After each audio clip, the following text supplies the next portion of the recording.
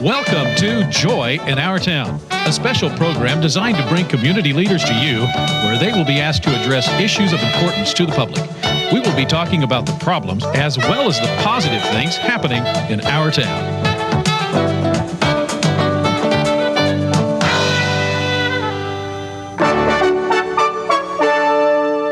Welcome to Joy in Our Town. I'm Dolly Velasquez, and with me today is Chris Meyers, who is the GED instructor for Opportunities Industrialization Center. Today, we are going to be talking about education, and in particular, we're going to be talking about study for our GED. Chris, welcome to Joy in Our Town. Thank you for having me. Now, let me ask you this. What are the different paths a learner can take to obtain their high school equivalency diploma in Oklahoma? And what are the advantages and disadvantages of each? Okay. In 2014, everything changed up as we know it when it comes to the high school diploma. Before then, it was always referred to as your GED. In 2014, a company named Pearson VUE actually purchased the GED and privatized the test. And from 2014 until 2015, that was the only test that you could take to get your high school diploma in Oklahoma. In June of 2015, maybe July, 2 more tests were introduced to get you your high school diploma. Those tests are called the HiSET test and the task test. Now, with each of these tests, you will receive your high school diploma, so it's no longer called, just your GED. Your GED is a specific type of diploma. Your GED is a specific type of test that you need for your diploma, but you can also take your HiSET test as well as your task test. So the HiSET test is the test that we at Opportunities Industrialization Center, that's the test that we focus on, and the reason is because it's the more economic choice. The test is cheaper, and with the purchase of the battery, which includes all 5 subject area tests, you get 2 free retakes. So in essence, when you buy the test, you're paying for 15 tests. As opposed to the GED, where you'll pay more money just for 4 tests and they don't pay for retakes.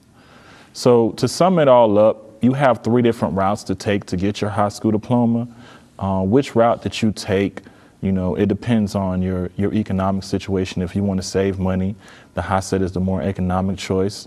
The GED, the only way that I would recommend somebody continue on the path towards getting their GED is if they've already started getting their GED and they just need to finish off some tests. Oh, okay. At the end of the day, once you get your diploma does not know where it came from. So when we talk about, is it going to be relevant down the road? Well, that depends. If you're going to get an industrial job, most of the time, all they want to see is your diploma. Your diploma is not going to say if it came from GED, HiSET, or task. It's just going to say your high school equivalency was obtained. Now, if you're applying to go to a college, they might ask for your transcripts. Now, your transcripts will say which one of the tests that you've gotten. But as of right now, I haven't heard any news that the particular test that one chooses affects what they want to do in the future. Good to know. Now, how bad is a dropout here in our country? In our country, in the United States, in actuality, every 26 seconds, individual drops out of high school. That's an average of about 7,000 high school dropouts a day. And why would you say it's important for a student to return to school and finish their education? One of the most important things, there's a couple of reasons, but one of the most important things is securing an economic future. Without a high school diploma, your options are very limited. Even with the college degree, your options are still limited. It doesn't guarantee that you're going to be able to secure an economic future for you and your family. But without a high school diploma, which is the initial key that you need, your options are very limited. You could work at a job for 10 to 12 years and not see that much of a difference in pay rate.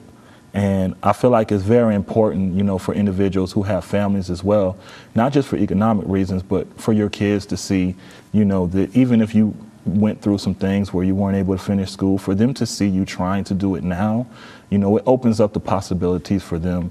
They start to believe that they can go to school and do some major things themselves.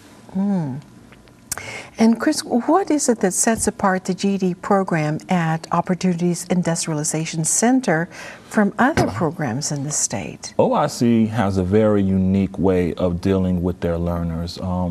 it's not so much the traditional structure of a teacher being in front of the classroom and all the students listening to the teacher. We haven't changed that system in this country for almost 40 years, and it hasn't been working. What happens at OIC is there's a certain synergy that's developed amongst the students. So the students begin to learn, and they begin to pass that energy to one another. It's interesting. My classroom at OIC is actually called The Village, and that's how it functions. It functions as a self-sufficient village, and that's the most important thing for these students to realize while they're in school. It's not about somebody teaching you what to know. It's about learning how to learn. It was an interesting quote that I once heard, and that's years and years from now, the illiterate won't be the individuals that don't know how to read. It will be the ones that don't know how to learn. So if you don't provide somebody with the environment that will encourage and enhance their learning process, you haven't done them any favors. And Chris, what would you say are the major challenges that your learners face? It's interesting because most of the time people think that it's academic, but it's not. You know, the major challenges are social. You know, these learners for many years and years have been made to feel inadequate. They've been made to feel like their efforts aren't good enough. They've been made to feel like they're behind, but that's the worst misconception in the world. A lot of these learners are extremely smart and are extremely capable. So the biggest thing is getting them to believe at first. Once you begin to get them to believe, the possibilities are endless. My goodness. That, you know, I would imagine that's huge for them to realize that they're not ignorant, they're not stupid, they're not dumb. Definitely. The problem that we've had in traditional schooling is that we treat every student like they're the variation of a prototypical student, and that's so wrong. There's so many different levels of intelligence that schools don't even measure. So that's good. You have students. Good point. You have students who, you know, are brilliant artistically in so many ways that are bigger than what the school can measure. And I've noticed, you know, there's a certain population in the GED program of brilliant minds. Albert Einstein didn't start speaking until he was 4 years old. You know how many learning disabilities, how many IEPs he would have been diagnosed with by that age in today's society? You know, I mean, we just can't. He would not have been in the gifted program, that's for sure. At all, yes. Now, how do you get your students to begin to realize that they are capable of obtaining their goals? It starts with them. It starts with the first realization is that if you were not capable, you wouldn't be here today. You know, the academic world is a structured, you know, it's a structured way to measure capabilities, but it's not the only way. The real world is the more important way, and they've dealt with real world issues. So beginning to show them that they're capable and they've displayed this capability in the real world, and making the transition to the classroom is not as difficult as it may seem once you get them to see that they've already displayed their capabilities. Now, your learners now achieved the GED. Correct. Now, how do you prepare them then for the world, for the rest of their lives? Well, the biggest thing that we've developed at OIC is we have an Exit to Success program, and it has just made our program, you know, it's gone to another level.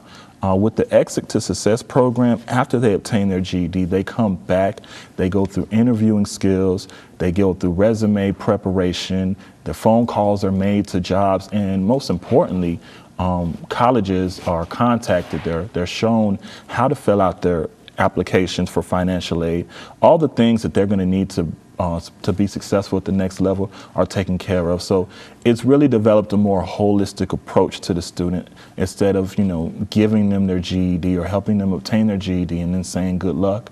It's kind of like the follow through to make sure that, you know, we are really, really putting these students on the right path. What are the most important skills that a student needs to have in order to be successful in the exam? On this exam, on the HiSET exam, which we focus on, the HiSET exam is a very literal exam. They use words and they want you to take them literally. So a lot of the skills that they need are the ability to, it's interesting because I tell students, if you can follow directions, you will do good on this test. The ability to listen and the ability to follow instructions is king. You know, in addition to that, critical thinking skills, Going over exercises which encourage critical thinking and encourage the student to begin to ask questions to themselves is very important. As far as the processes and the patterns, that's going to be learned over time. These other skills that I'm speaking of are things that the student has to work on for themselves. Now, it seems like a lot of students are falling through the cracks. This is why we need the OIC, which stands for Opportunities Industrialization Center. Why would you say that they are falling through the cracks? I think the reason that the majority of students fall through the cracks is because their specific needs aren't taken into consideration. When you go to a traditional school, they don't ask you who you are. They don't ask you where you came from. They don't ask you what your lifestyle is like at home. All these are important factors in your learning process. If you don't take into consideration the demographics of an individual, their background, what kind of things that they've seen in life, you know, how could you begin to understand how they're going to learn? You don't know if the student is a visual learner. You have auditory learners, students that learn better by hearing things as opposed to seeing things. All those learning styles play a major role in the enhancement of the learning process. And if you don't take those things into consideration, then the student has a big chance of getting left behind unless they learn the way that you're teaching. The teacher at the front of the classroom has one style of teaching, but back in the day, maybe it was 30 students, but now you have the cutbacks of teachers. So now you might have close to 60 to 70 students in the classroom. That could be between 60 to 70 different individual learning styles, but how well they keep up with the teacher with this one learning style will determine not only how they do in school, but even after school, what kind of jobs they're able to get. And I think their experience should be taken more into consideration when developing a curriculum.